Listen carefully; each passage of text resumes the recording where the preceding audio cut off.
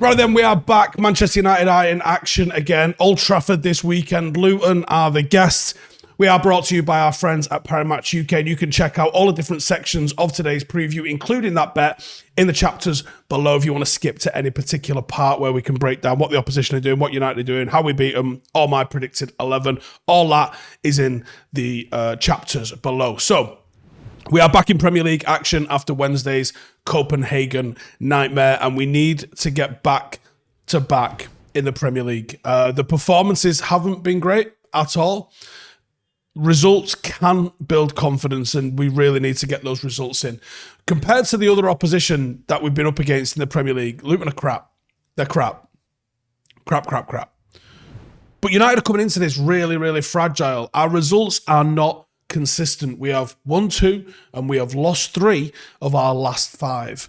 Luton have won just 1 game in the Premier League this season. They have lost 3 and drawn 2 of their last 5. The draws coming against Nottingham Forest and then Liverpool, in which we saw the likes of Ted and Mengi have an absolutely sensational game. United have won 29 of our 40 previous matches against Luton, although I don't know if that form actually carries any weight with the 2023 variety of Manchester United.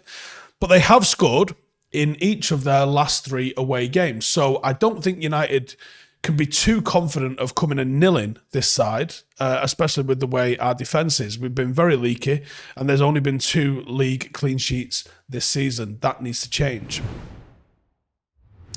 Now, if we look at how they play defensively, let's be honest, no one's going to be surprised to learn that Luton are not looking to dominate the ball. They're not looking to break lines with intricate patterns of play.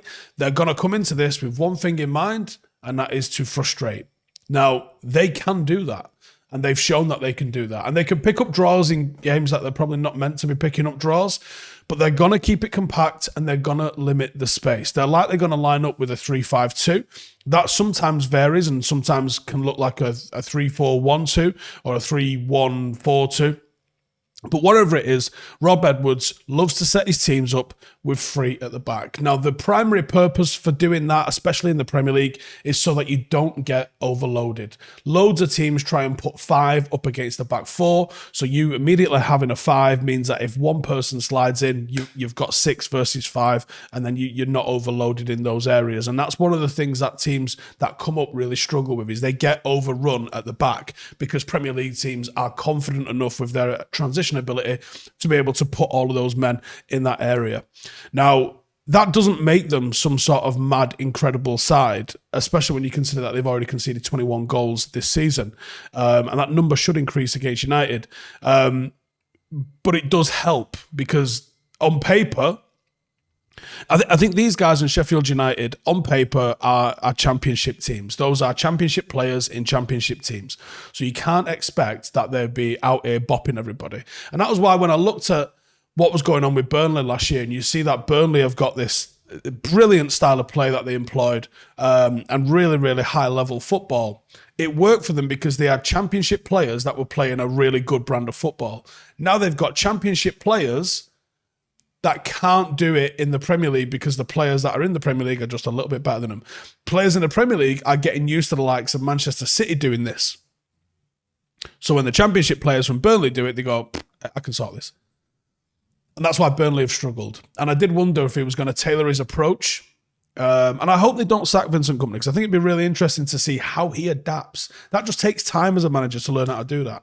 But either way, these guys are going to employ probably a mid-block. They're not going to sink all the way in, at least early doors. They're going to invite pressure and look to try and exploit that with space left by the opposition when they win the ball back. So they're not going to sink all the way back. They are going to try and give themselves a little bit of a chance and a little bit of space behind, because they do have pacey defence. And players like Nakamba, Ross Barkley, they do put a shift in. They are going to work hard for them, and they're going to make that work. And they do occasionally have flashes of quality that can give this Luton side a little bit of a chance if your team is having an off day. And United have had more off days than on days this year. So I think United have to worry. You can't just go into this game and say, we'll be fine, don't worry about it, because you might not be fine, and you do need to worry about it. Offensively, they focus on fast transitions, as you would expect. They're going to be on the back foot for most of the time. So when they get it, they're not here to make 20 passes and then switch it and then try and build up the pitch and work it slowly. They're like, nope, don't think so. The opposition's probably pushed up, so we're going to go straight down the pipe.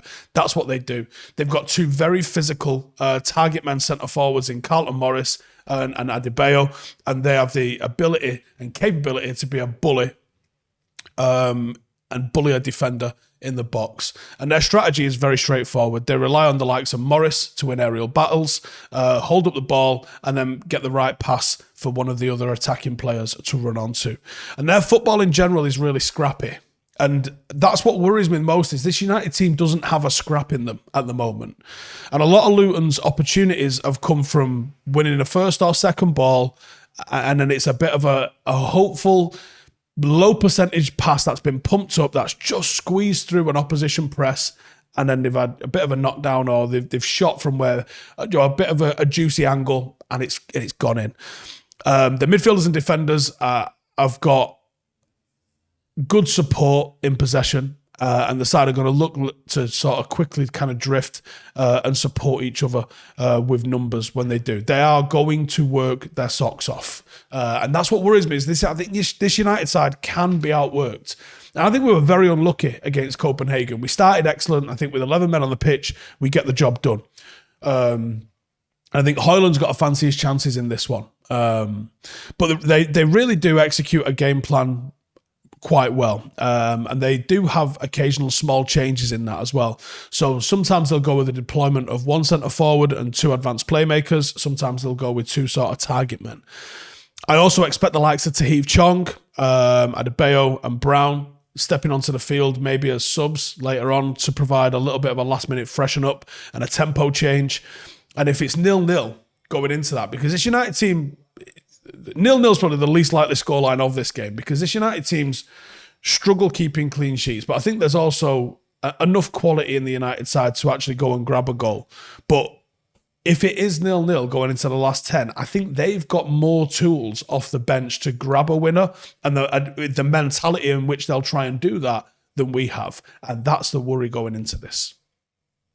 Predicted 11 for Luton looks a little bit like this. As I said, Teden Mengi had a fucking sensational game against Luton, and we are seeing some United players, ex-United players, I guess now, having really good times with new clubs up and down the league.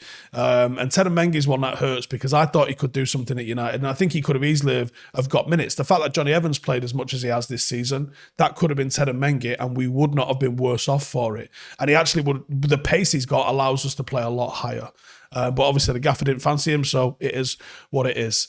Starman, I'm going to go with Carlton Morris. He is a physical, quintessential championship-style centre-forward, and he is actually in the 89th percentile for aerials won, and he's in the 90th and the 86th percentile for shot-creating actions and progressive passes over the last year. This guy is a handful, and he's a physical bully. So you've got to get around him, and you've got to deal with him. Harry Maguire going head-to-head with him should be a real good tussle, and United shouldn't get overpowered in that sense, but he is going to pose a massive, massive threat for United, especially with the lapses in concentration that we have seen from our defenders lately. He is Luton's top scorer. Okay, it's only with 3, but it is more than Højlund's managed this season, so we're going to have to watch out for him. For United, I think the 11... Genuinely, I think we have to go Wan-Bissaka at right back. I think Delon needs dropping after the performance midweek, but I think he'll probably play. Personally, I'd go with Reguilon if he is fit. I think it will be Varane and Maguire. Although Varane didn't pull up any trees, it just shows just how in trouble this United side is at the moment. Midfield, I think he'll start with Eriksen. I'd love to see Eriksen Amrabat in this, but I don't know what he'll go with. It'll be Bruno in the 10. My money is on Anthony to play off the right-hand side. I expect it'll be Marcus off the left with Højlund up front. Match winner for Manchester United will be Bruno Fernandes. I was thinking about Højlund for the match winner, but I don't think he'll end up being the most important gear in the cog. We need Bruno to have a game, like a good performance game, not like he got an assist and he created 6 chances, but he frustrated sort of game. No, he needs a good performance. And against a team that's a mid or low block, you need creative players. And I think Eriksen and Bruno, if they combine and move the ball around, those are the ones that are going to do this for us. And I think Bruno can open up Luton. And I think he'll probably be the one that finds Højlund, but he can be the one that opens them up. He gets the license to roam because Luton will be more concerned about staying tight and compact and holding their shape. No one's going to follow him. So he should end up in loads and loads of pockets of space. And I know Bruno will get this role. And I hope he doesn't let the frustrations of how tight and probably how physical that Luton defence is going to be around him get to him, because we saw how emotional he was after the last game. I think if he can get on the ball, get on the turn, get that final ball in early doors to Højlund, I think he will be the match winner in that sense.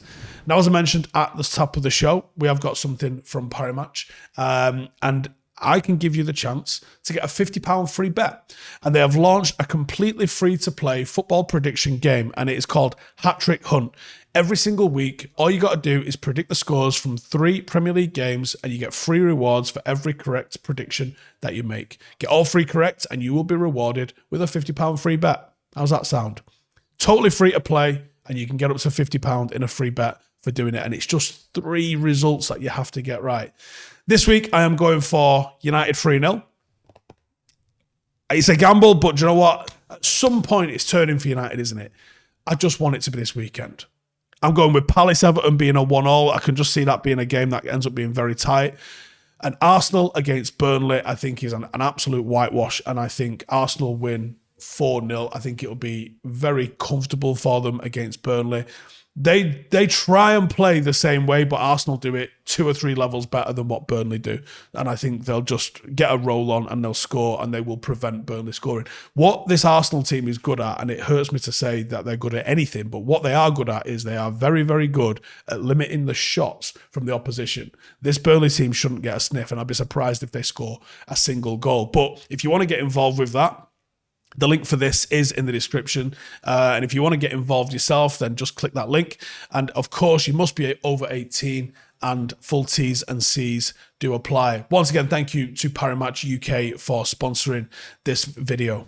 So let's look how we beat them then. And how do we score those 3 goals that I think we're going to get? And I'd like you guys to get in the comments and give me your score predictions and first goal scorer. We might start giving away some prizes if people are able to correctly guess this with no editing.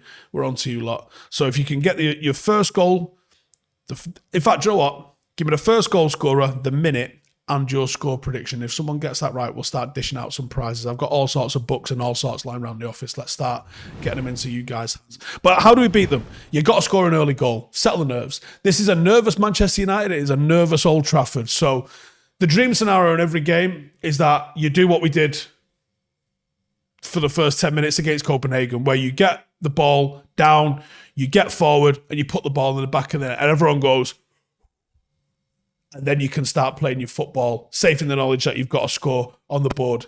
And then you can build on that and you can get a second. What you don't want to happen then is for it to completely crumble and you end up losing 4-3. But an early goal settles the nerves, and you can't allow a Luton side like this to grow into the game. That's what Liverpool did, and that's why they nearly really paid for it. You know, Luton were very, very lucky, and Luton will be up for this because of how they performed against Liverpool. You risk getting unsettled, and if they score early, you are in for it because they do know how to lock the tank and they do know how to sit in. Early goal, you could open the floodgates because they've been here before. If they're under pressure, they're not holding on to anything. It's a real psychological thing. And then I think it's about being patient, picking the right pass. Luton will thrive off frustration, and the fans have got a hand in this as well. If people are trying to put passes in and then getting headed away, you can't be, we don't want a groany crowd with this one. Just keep on them. Keep on them. A lot of these players, it'll be the only time they ever play at Old Trafford. It's a cup final 5 for them. So you've got to keep on them. Keep on them. Don't give them any satisfaction because they'll hear those groans of dissatisfaction. This United side is nervous because it's not got any sort of reason to be confident, so you can't allow them to let the crowd get on top of them, and you can't allow Luton to frustrate us because that's what they're coming to do. And that's why I think Eriksen and Bruno will have such a strong impact in this game. Eriksen more than Bruno, but they've got the patience. You can break this side down, and it's just up to the players now to lace their boots and crack on with it. And we need to see Howson scoring in the Premier League. He came off the pitch last week with no shots.